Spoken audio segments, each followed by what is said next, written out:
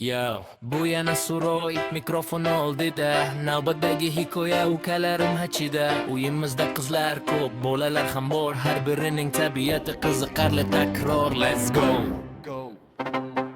Singlim barcha noy bor, 5 kungina kichkina, lekin aqldan u mendan orqada turar pichkina. Go'xida bilmasdan jigimga tegib qo'yadi, o'zi xohlamaydi-yu baribir asabni o'yadi, lekin baribir u meni yaxshi ko'rishini bilaman. Men ham akasiman, ko'nglimxo'rlik qilaman.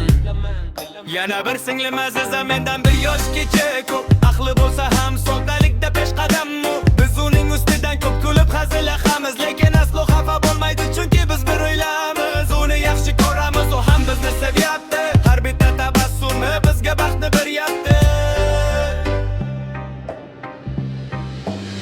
Ukam va singillarim mening jonu jahonim, ular bilan o'tadi har bir lahza zamonim. Go'hida hazillar, go'hida quvnoq kulgu, bizning quvnoq oilada hammasi samimiy tuyg'u. Endi eshiting, ukam bor, ismi Ro'zimboy. U shunday qiziqki go'yo osmondagi oy. Jigimga ham tegmaydi, juda ham yaxshi bola.